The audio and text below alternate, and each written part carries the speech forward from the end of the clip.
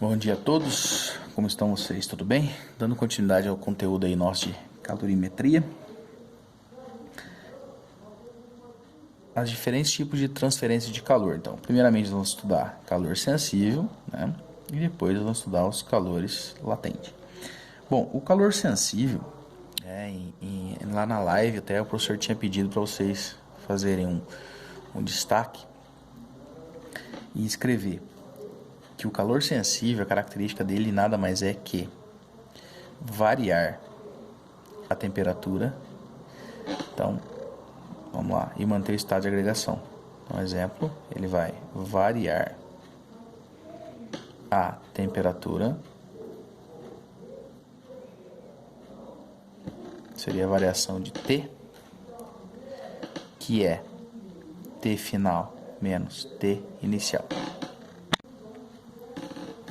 Variar a temperatura e manter o seu estado de agregação, ou seja, sólido, líquido e gasoso, tá? Então vamos lá. Quando colocamos uma quantidade de água a temperatura ambiente no fogo, após algum tempo observamos o seu aquecimento, isto é, o aumento de sua temperatura. Nessa situação, o calor é transferido da chama para a água, uma vez que o fogo tem maior temperatura. Lembrando que a transferência de calor se faz aí, né, do corpo de maior para o corpo de menor temperatura, né, claro. Essa quantidade de energia térmica transferida é denominada de quantidade de calor sensível. Então aqui está o exemplo. Quando nós colocamos água para ferver, né, faz de conta que eu coloco a água aí numa temperatura ambiente de 27 graus Celsius, por exemplo. Então essa temperatura pode subir até 90, né? Então, olha só, variamos a temperatura, mas mantemos o estado. Essa temperatura está sendo aumentada, está aumentando a temperatura ou diminuindo, né? Se for um resfriamento, se eu colocar água, por exemplo, no congelador, ela vai perder calor, né? Então está ocorrendo uma variação de temperatura, mas não podemos esquecer que além dessa variação de temperatura, a substância água está no estado líquido, né? Eu estou aumentando a temperatura ou diminuindo a temperatura, mas estou mantendo o seu estado de agregação, ok? Então, quantidade de calor sensível é a quantidade de calor retirada de um corpo ou fornecida a ele, a qual provoca como efeito a variação de temperatura, ou seja, seu aquecimento ou resfriamento. Então, dois momentos aí, né? Se eu colocar água para ferver, né, esse corpo está recebendo calor, né? E se eu colocar água aí no congelador, esse corpo ele está perdendo calor, ok? Muito bem. Equação fundamental da calorimetria. São grandezas diretamente proporcionais. O professor vai pedir para vocês aí depois dar uma lida com bastante detalhes aí nesse esboço da apostila, né? Mas vamos lá. A variação de temperatura de um corpo depende de alguns fatores: da quantidade de calor que o corpo ganha ou que o corpo perde, né? Da sua massa e das propriedades térmicas da substância que compõe, ou seja, depende do elemento, se é água, se é um líquido mais viscoso, menos viscoso, né? Essa viscosidade nós falamos que chamamos em física, né? De modo geral, de densidade. Então a gente vê se chama um tipo de densidade, se um líquido é mais denso ou menos denso, e assim por diante. A partir da experimentação, é possível estabelecer uma relação quantitativa entre essas grandezas. Então, primeiramente, se observa o calor fornecido ou retirado de um corpo, que é uma grandeza diretamente proporcional à variação da temperatura. Então, esse Q é a quantidade de calor proporcional à temperatura. Então, é sabido que quanto mais aquecido, maior vai ser essa variação de calor. Por exemplo, ao dobrar a quantidade de calor fornecida por um corpo, a sua variação de temperatura também dobra. Então, vai variar a temperatura aí. Dobrou o calor, dobra a temperatura. Então, aqui eu tenho um exemplo. A 20 graus Celsius, 2.000 calorias. 40 graus Celsius, nós já passamos a 4.000 calorias. Então, aconteceu uma variação de 20 aqui, né? Ó, de 20 para 40, variou, variação de 20 graus Celsius. De 20 para 60, variou 40 graus Celsius. Olha só, dobrou, né? De 20 foi para 40, de 2 foi para 4.000, né?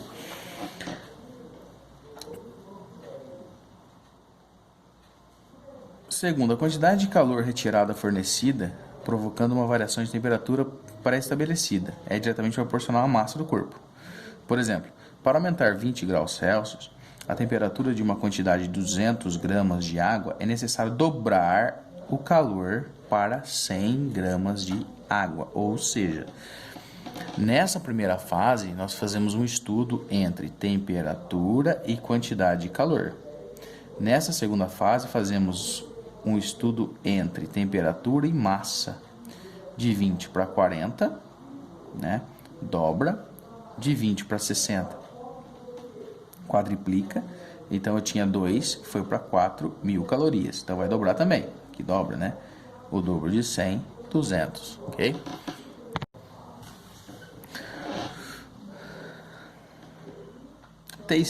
Terceiro, a mesma quantidade de calor fornecida para dois corpos com a mesma massa, mas de substâncias diferentes, resulta em variações diferentes de temperatura. Essa diferença relaciona essa característica de cada material, que é vinculada a uma constante de proporcionalidade, denominada calor específico, simbolizada pela letra C. Muito bem. Então, esse calor específico é o calor específico, anota aí, do material, tá? Do material.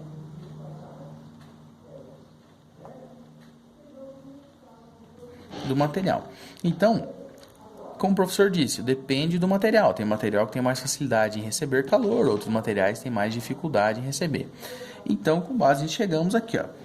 Então, olha só, nós estávamos conversando na página anterior, envolvendo aí quantidade de calor e temperatura. Depois falamos de temperatura e de massa e acabamos de mencionar no Czinho. Então, o calor específico, tá? Calor específico é Czinho, guarda bem isso. Vai ter dois tipos aí. Calor específico é Czinho. Existem alguns autores que ele fala assim, calor específico sensível, tá? Sensível. Calor específico sensível. Então é o Czinho. Então, o calor específico sensível é a propriedade de uma substância que define a variação de temperatura mediante recebimento ou perca de uma quantidade de calor. Sintetizando as conclusões anteriores, podemos concluir que equação QMC delta T, ou seja, que macete, quantidade de calor é intimamente ligada com a massa vezes o calor específico sensível do material vezes a variação de temperatura. Então, olha como é que tudo se amarra nessa fórmula. A quantidade de calor que um corpo ganha ou perde depende da massa, depende do material, que é o calor específico sensível, e, consequentemente, vai variar a temperatura para mais ou para menos, certo? Muito bem. A equação anterior permite o cálculo da quantidade de calor, trocada por um corpo, quando ocorrer apenas uma variação de temperatura, sem mudança de estado. Então, aqui volta a fixar novamente aquele conceito aí nosso, né? Apenas quando nós temos uma variação de temperatura sem mudança de estado. Estado o quê? De agregação. Então, um corpo aumenta a temperatura ou um corpo diminui a temperatura sem mudar do estado sólido para o líquido e para o gasoso. Isso é calor específico, tá? Dando continuidade aí, né? A quantidade de temperatura de um corpo se eleva quando a temperatura é positiva, ou seja, maior que zero. Como a massa e o calor específico são positivos, né? Que também será positivo, indicando que um corpo recebeu calor. Quando a temperatura diminui, né, o corpo tem variação de temperatura menor que zero, indicamos que um corpo perdeu calor. Então, variação de temperatura é temperatura final menos temperatura inicial. Aumentou a temperatura, recebeu calor. Diminuiu a temperatura, perdeu calor. Então, aumento de temperatura e redução. Calor específico sensível, né? Calor específico sensível, simbolizado pela letra C, como o professor já mencionou lá em cima, né? É definido como uma quantidade de calor sensível que é necessário para retirar ou fornecer calor a uma determinada massa de uma substância para que ela varie sua temperatura a uma unidade. Normalmente, ele é chamado apenas de calor específico. Então, como o professor comentou, existem alguns autores que já trazem esse nome completo, calor específico sensível, né? Outros apenas como calor específico. Então, para que serve o calor específico? Ele mostra quanto de calor um corpo vai perder ou receber para variar a sua temperatura. E isso está intimamente ligado à quantidade de massa. Então, ó, a unidade do calor específico é Joule, quilograma, Kelvin. Tá? Essa aqui é a unidade usual. Joule, quilograma, Kelvin. Mais frequentemente utiliza-se como unidade do cal grau Celsius, ou seja, caloria grama grau Celsius. Esse aqui é o que nós vamos utilizar aí nos exercícios, né? Qual que é a unidade de medida do Czinho, né? Novamente, aí quem é o Czinho? Calor específico sensível. É caloria grama grau Celsius. Interpretando, quanto de calor um corpo deve ganhar ou perder para que cada 1 grama do material aumente ou diminui a sua temperatura em 1 grau Celsius. A água, por exemplo, tem calor específico sensível 1. Isso significa que para 1 grama de água variar 1 grau Celsius, sua temperatura é necessário que ela troque uma quantidade de calor de 1 caloria. Então, cada material tem seu calor específico e a tabela abaixo traduzindo alguns exemplos. Então, lembrando que essa tabela geralmente vai ser trazida aí pelos exercícios aí que nós possamos fazer, tá? Substância, água, né? 1 caloria grama grau Celsius. Álcool etílico, 0,6, ou seja, para que cada 1 grama de álcool etílico varie 1 grau Celsius, é necessário que tenhamos 0,6 calorias de ganha ou perca. Gelo e assim sucessivamente. Aí nós temos aí algumas representações. Bom, se na página anterior nós estávamos falando do Czinho, né, que é o calor específico sensível, agora nós vamos falar no Czão. Quem é o Czão? Letra maiúscula. Então nós tínhamos o C minúsculo e o C maiúsculo. O C maiúsculo é tudo que envolve capacidade térmica, né? Então observe, né, que o calor específico da água é muito alto e por isso há uma tendência de que ela absorva muito calor para que ocorra uma pequena variação de temperatura. Também por esta razão é aconselhável usá-la para resfriar superfícies queimadas, né? Ou seja, repare que naquela série, lá naquela tabela, né, a água está em um dos primeiros, né? Então por esta razão aí a água ela tem grande capacidade térmica, tá? Vamos lá. Se o calor específico referente à propriedade da substância, capacidade térmica, é uma propriedade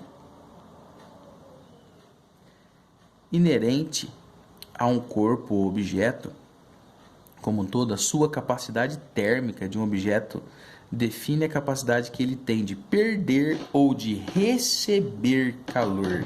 Então, aqui nós vamos definir corpos que têm maior facilidade, né? Ou seja, tem corpo que tem facilidade em receber, outra facilidade em perder, né, calor.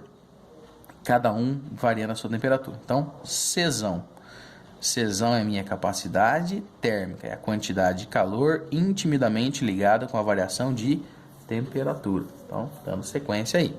Capacidade térmica é simbolizada por C maiúsculo e é definida como a quantidade de calor que é necessário retirar de determinado objeto ou fornecer a ele para que varie a sua temperatura, ou seja, o delta T. No Sistema Internacional de unidades de capacidade térmica em joule por Kelvin, ou adota-se caloria grau Celsius. Nós vamos utilizar mais a caloria grau Celsius. Note, pessoal, que é muito fácil saber quais são as unidades. Por quê? Aqui é o esboço dessa representação. Capacidade térmica. Esse Q é caloria. Delta T, temperatura. Por isso que é caloria por grau Celsius. Tá? Essa é a representação aqui. Se a capacidade térmica de um objeto for de 10 caloria grau Celsius, significa que para perder desse corpo, para que a temperatura desse corpo varie 1 grau Celsius, é necessário que ele troque uma quantidade de calor de 10 calorias. Se ele ganha 10 calorias, a temperatura vai aumentar 1 grau Celsius. E se perder, vai diminuir a mesma quantidade. Substituindo o calor Q expresso na equação fundamental da calorimetria, que é o Q macete, por definição na capacidade térmica nós vamos ter. Então vamos lá. O que ela faz aqui, a apostila? A fórmula é: capacidade térmica é a quantidade de calor sobre a variação de temperatura. Capacidade térmica. Quem que é a quantidade de temperatura aqui? É o Q macete. MC delta T sobre delta T. Por isso que corta. Ficando Czão. A capacidade térmica está correlacionada com a massa vezes o calor específico sensível do material. Então, repare que tudo se encaixa. O que define um corpo ter maior capacidade térmica ou menor capacidade térmica está intimamente ligado com o quê? Com a massa desse corpo e também com o material que ele é definido, né? Com o Czinho aí, ok? Muito bem. Então, o professor pediu para vocês resolverem os exercícios da 43 e da 44. Na sequência, nós temos o calor latente, né? Que é o calor latente. O calor latente, por definição, vamos lá. Quando mantemos a temperatura, ou seja, variação de temperatura é constante, mas variamos o estado de agregação, ou seja, nesse momento eu vou ter essa variação de estado. Então, por exemplo, chega um determinado momento em que eu estou fervendo a água e algumas moléculas de água chegam a 100 graus Celsius primeiro.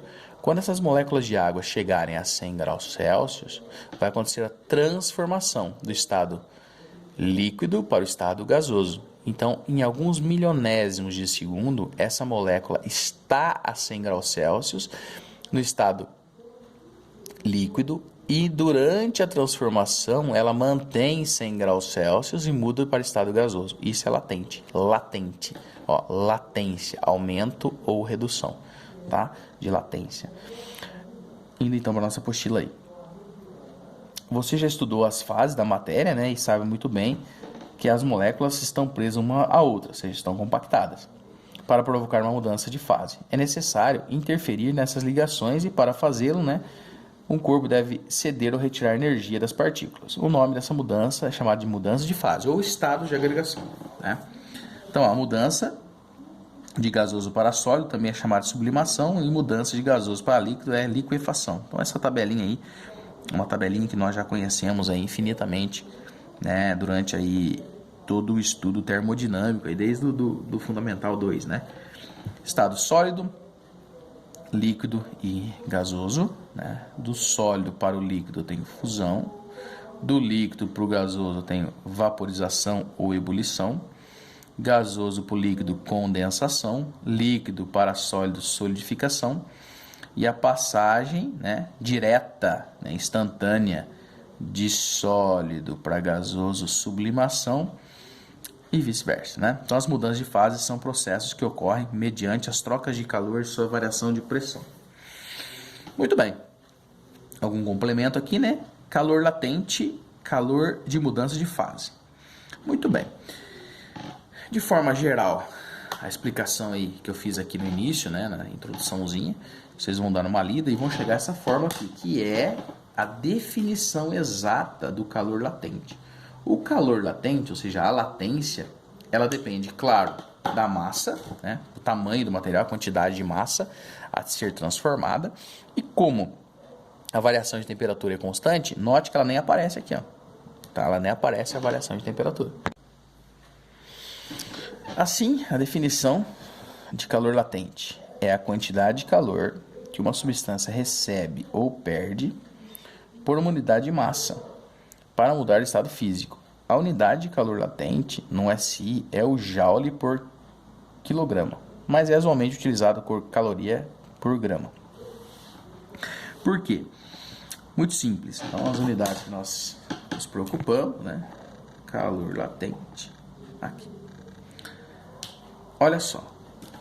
Quantidade de calor é a massa vezes a latência. Se eu quiser a latência, se está multiplicando, passo dividindo, provando que caloria por grama. E aqui eu tenho a tabelinha mostrando aí corpos, né? E a sua latência, né? Vamos lá. Curvas de arrefecimento. De maneira genérica, né? Vamos fazer a leitura aí dos conteúdos. É muito comum aparecer esses gráficos assim. Bom, como definir?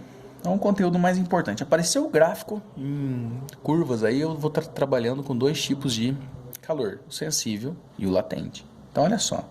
Vamos começar. Se o calor sensível varia a temperatura, então, toda vez que tiver inclinação, eu tenho sensível. E o latente é constante. Então, ficou assim, ó. Ponto A, sensível. Ponto B, latente. Ponto C, sensível. Ponto D, latente. Ponto E, sensível. Ou seja, variando temperatura, constante. Variando temperatura, constante, variando temperatura. Então, fica o quê? Sensível, latente, sensível. Tá bom? Aí, por gentileza, fazer a leitura complementar desta página. Muito bem. Do mesmo jeito, né? Pontuar então, ó, sensível, latente, sensível, né? Diagrama de fases. Bom, o diagrama de fases são as mudanças, né? Então, o professor pede para vocês fazerem uma leitura complementar. Isso aqui é um conteúdo que ele se funde muito com o conceito de química, né? Os pontos, olha as cadeias, né? Então, tem aqui o estado sólido, o estado líquido, o estado gasoso, o ponto tríplice da cadeia, né? Onde o pessoal geralmente aí é conhecido como ponto crítico também, né? Nesse exato momento aqui, nesse ponto, onde os corpos eles se encontram nos três estados da matéria, né? Transformação, ele está transformando estado sólido, líquido e gasoso, né? O ponto crítico aí, digamos assim, né? Curvas de aquecimento e tal. Então, o professor pede para vocês fazerem uma leitura detalhada desse conteúdo aí, tá bom? Então, de forma genérica aí, né? Eu preciso, nessa aula, ter a consciência que eu estou trabalhando com trocas de calor, tá? Que eu vou entender que existe dois tipos de calor aí de forma genérica, que é o calor específico sensível e o calor latente. Calor específico sensível, resumão aí, varia a temperatura e mantém o estado de agregação, e o calor latente mantém a temperatura e varia o estado de agregação, tá? Equações fundamentais da calorimetria é o Q macete, quantidade de calor, massa, vezes o calor específico sensível, vezes a variação de temperatura. E nas próximas aulas vamos falar sobre troca de calor. Então o professor pede para vocês fazerem os exercícios aí, né? 51 aí em diante, tá? E lembrando que nas próximas aulas o professor vai vir resolvendo os exercícios. Então, por favor, fazer a leitura desse conteúdo e para que tenha uma maior aí compreensão e fixação da matéria, tá bom? Forte abraço aí. Deus abençoe e até a próxima aula. Valeu, até mais. Tchau, tchau.